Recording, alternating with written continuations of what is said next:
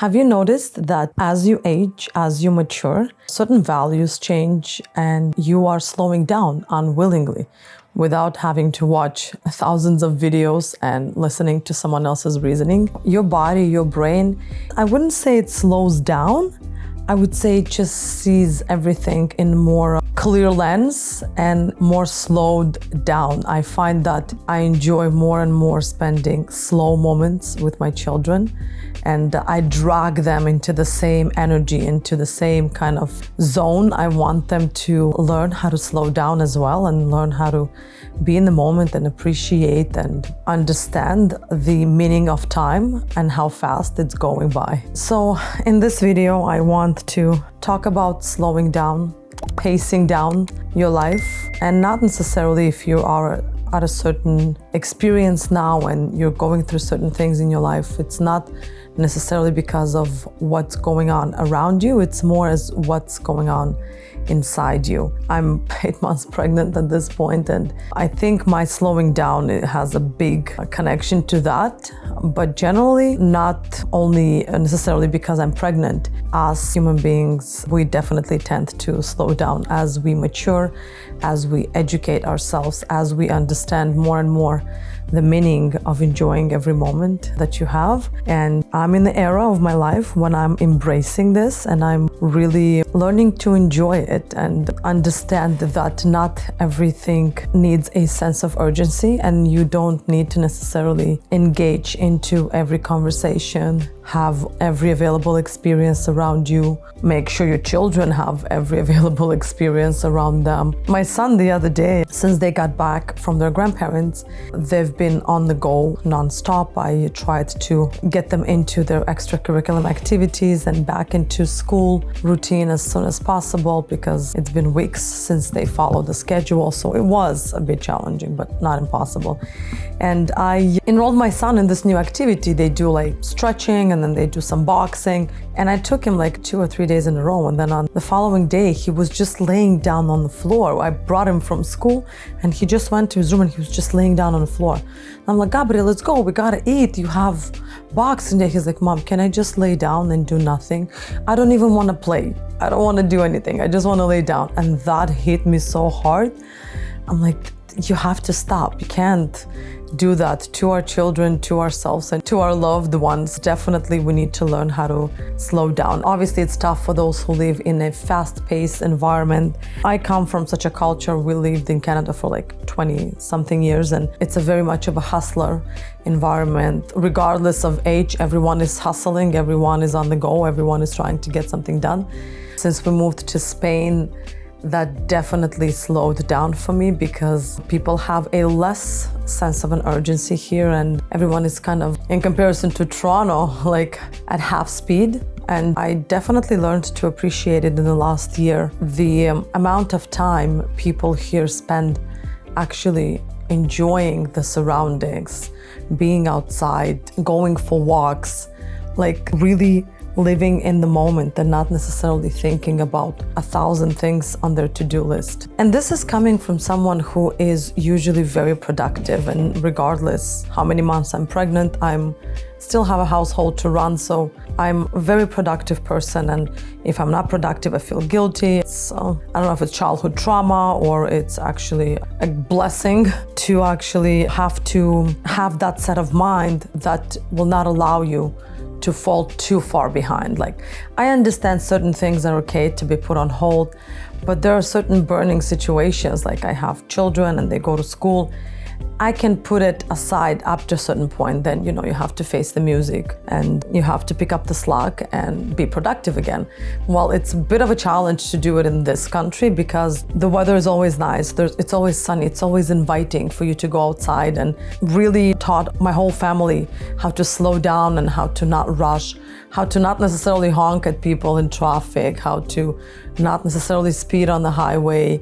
Everyone is fashionably late here, 10-15 minutes. No one chastises anyone if they're slightly late, if there's a good reason. Generally, it's definitely a different environment that I was used to, but I'm taking advantage of it, and There are so many pluses when it comes to slowing down with your pace of life, not just for you, for your kids, if you have any, for your friends, for people that surround you. When you take the time of the day to contact someone, to have a short conversation, not necessarily just through text, to have a proper walk of 30, 40 minutes outside, again, weather permitting, to actually be more in the moment as opposed to in the next moment. We're always trying to think one step ahead, especially as parents.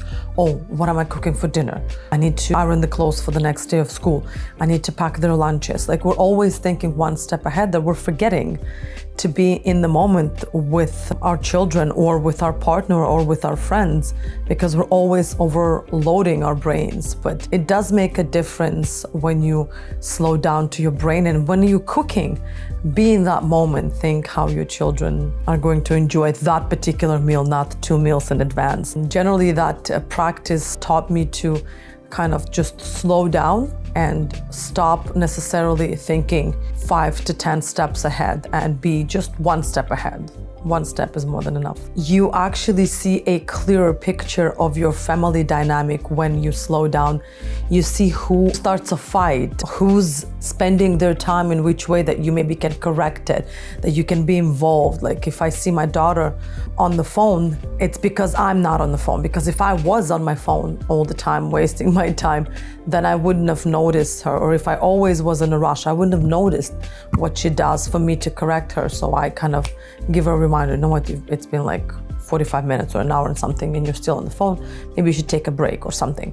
With my children, like, if they spend too much time overdoing something, or like I put one cartoon, which I only do on the weekends, and then the second and third rolled in because I'm always in a rush doing something, I have to physically stop myself and bring myself back to the present moment and see what's around me. And slowing down is definitely a way of maintaining close relationships with the people that surround you, because you actually pause and take the time and contact them and get on their eye level, look into their eyes, ask how their day is going. What else do they want to do? What are you building? Vultures. Those are vultures. I thought we were doing pandas, now we're doing vultures. Yeah. Let me tell you a story of red vultures. Okay. Red vultures are the most. They can kill white with black, and they can shoot with their wings. Okay. And then they fly both at the same time. Hi, Angelinka. And even skakavats. Skakavats can fly too. You know how to say skakovats in English? Can I teach you? Grasshopper. Yeah, grasshoppers. That's definitely another thing. Connection with a loved one. That taught me since I slowed down.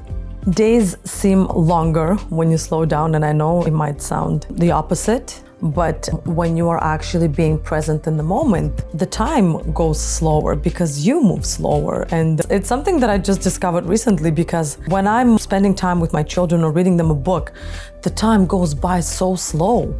It feels like it takes me forever to read like 2-3 chapters for them, when in reality it was like maybe 10-15 minutes, because you slow down, your brain slows down, so the time slowed down, so your days feel longer and more fulfilling for sure. One of the biggest things that I learned from slowing down. You are less likely to make mistakes when you are on half speed. You are less likely to burn your food. You are less likely to burn clothes you're ironing or break something, because your thinking is in sync with your moves. So you're not 10 steps ahead again thinking that what needs to get done, but you're more present. So you're much more coordinated and you're much more in control of your body, how you move, what you do. Definitely one of the big pluses of slowing down.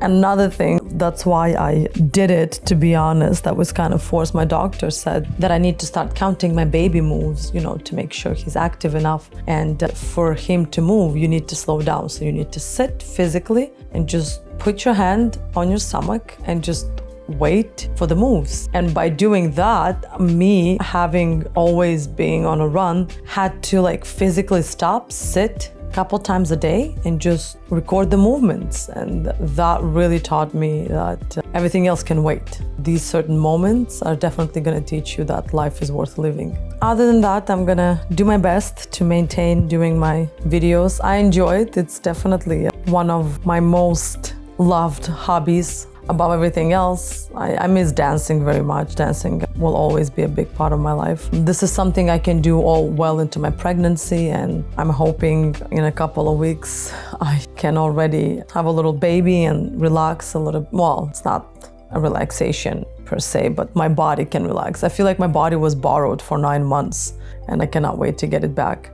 Other than that, I'll do my best to keep up, and if you have any particular topics you want me to cover, then definitely do so. Until next time.